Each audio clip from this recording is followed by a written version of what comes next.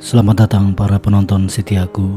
Hari ini kita kembali bersama dengan semangat yang penuh untuk mengeksplorasi, belajar, dan menginspirasi.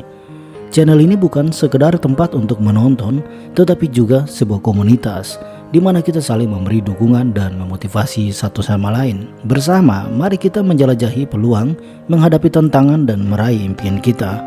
Saya sangat berterima kasih atas kesetiaan dan dukungan kalian semua. Mari kita mulai perjalanan kita hari ini dengan semangat dan kegembiraan yang penuh.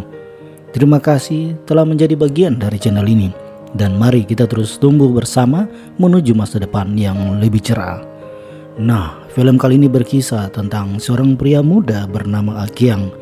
Tinggal di kota besar dan berjuang untuk merawat ibunya bernama Lee Jun yang tidak stabil secara mental, dan saudari perempuannya yang berusia 5 tahun bernama Hui Shan.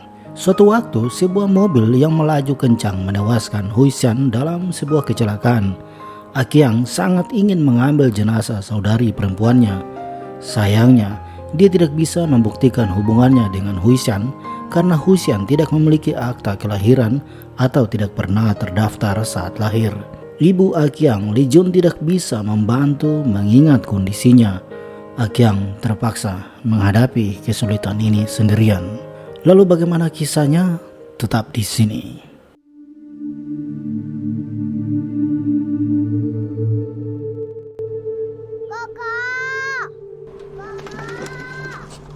Kisah ini dimulai di sebuah kota besar di negeri jiran Malaysia. Dua orang bersaudara, kakak laki-laki bernama Akyang dan adik perempuannya Hui Shan.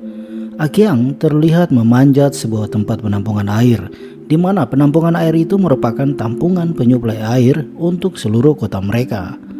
Namun sayangnya, saat Akyang memanjat di atas, dia menemukan bahwa tampungan air itu benar-benar telah kering.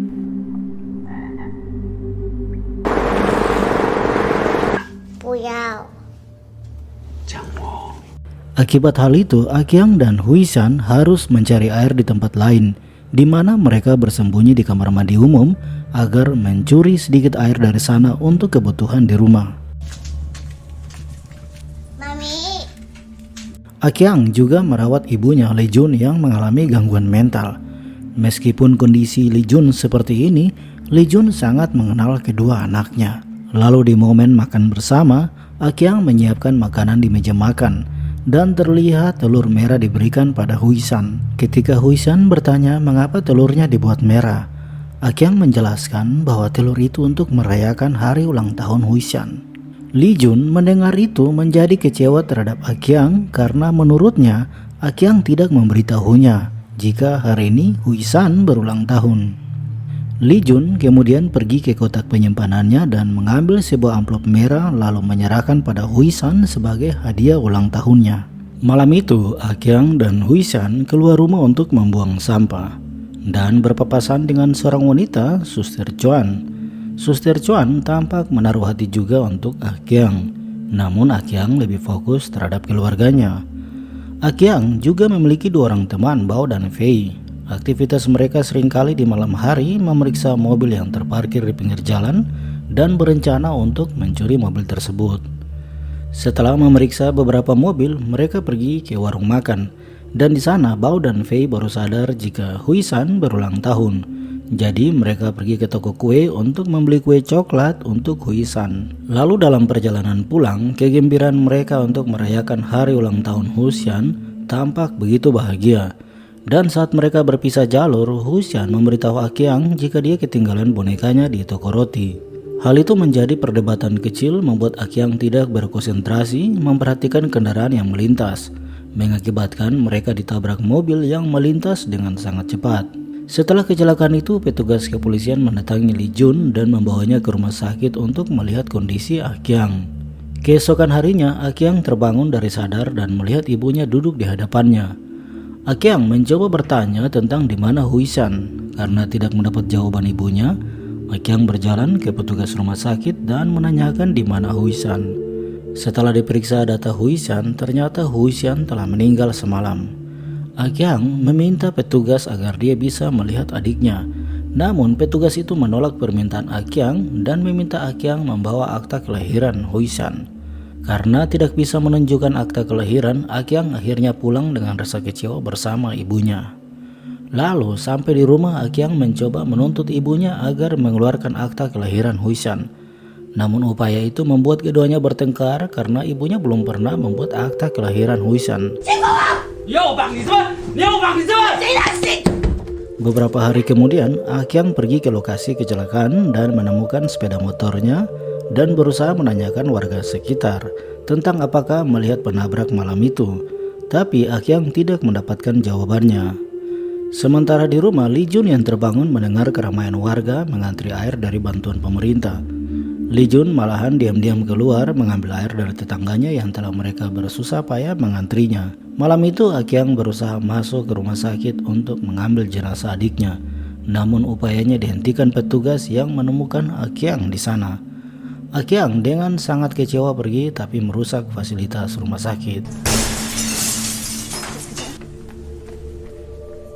Lalu Akyang pergi menemui Bao dan Fei untuk menjelaskan situasinya.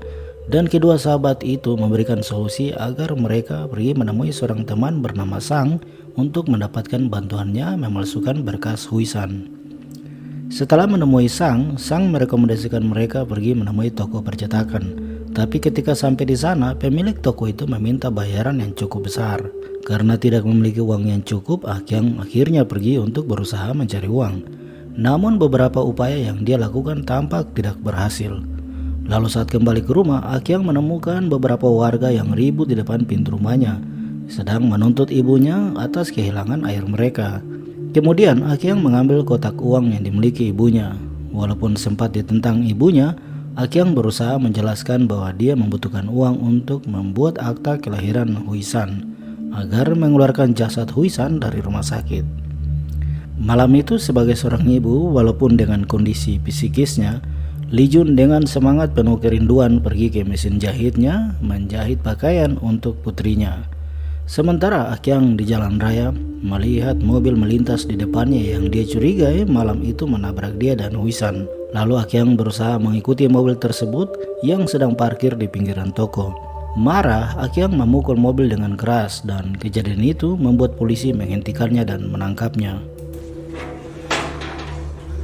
Mesti ambil tanggungjawab sendiri. Itu langkah adik saya. Dia suruh mati. Beberapa waktu kemudian, Suster Chuan yang telah mendengar tentang kejadian Akyang mendatangi kantor polisi untuk memberi jaminan dan membebaskan Akyang. Setelah Akyang dibebaskan, Suster Chuan memberi saran agar mereka bisa meminta bantuan dari salah seorang anggota parlemen untuk membantu mereka. Setuju dengan ide itu, Akyang dan Suster Chuan menjemput Bao dan Fei dan mereka bersama pergi ke rumah seorang anggota parlemen yang kebetulan sedang membuat pesta dan mengundang Suster Chuan. Kesempatan ini Suster Chuan berpikir bisa mendapatkan bantuan untuk Akyang. Namun saat di sana tampak Suster Chuan bergabung di diskusi ringan dengan beberapa tamu penting anggota parlemen yang dimaksud. Sementara Akyang, Bao dan Fei berkeliling di tempat pesta itu sambil mengambil kesempatan untuk makan. Setelah beberapa jam berikutnya, Akyang, Bao dan Fei merasakan bahwa Suster Chuan tidak bisa mendapat bantuan.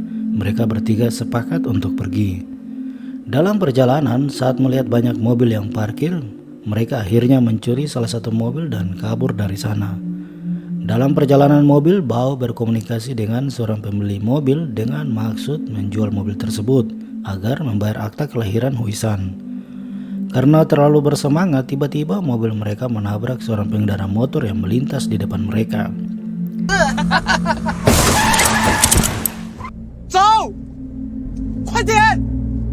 Ketakutan, mereka melarikan diri ke sebuah bangunan tingkat dan kabur meninggalkan mobil itu di sana. Lalu saat kabur, Akyang menghentikan dirinya dan kembali menggunakan mobil itu. Akyang tahu bahwa ibunya sedang menunggunya untuk membawa pulang jasad Huisan dari rumah sakit. Dengan penuh kerinduan, Lee Jun yang telah menjahit pakaian untuk dikenakan pada Huisan dijemput oleh Akyang dengan mobil dan keduanya melanjutkan perjalanan jauh tanpa tujuan. Sambil Akyang memberikan makanan yang telah dia bungkus sebelumnya di pesta. Di akhir film, Akyang menyadari bahwa beberapa upaya telah dia lakukan, bahkan mengorbankan dirinya termasuk para sahabatnya. Dia tahu jika dia berusaha terus tak akan membuahkan hasil, karena sistem pemerintahan yang begitu tegas tidak memberi peluang untuk dirinya dapat membantu mendapatkan apa yang dia harapkan. Jalan yang panjang tidak menentu mendorong Akyang terus melaju dengan mobil pergi bersama ibunya untuk pelarian yang tidak menentu. Terima kasih telah menemani saya hari ini. Semoga apa yang telah kita bagikan hari ini memberi inspirasi dan manfaat bagi kalian semua. Sampai jumpa, terima kasih dan salam sukses.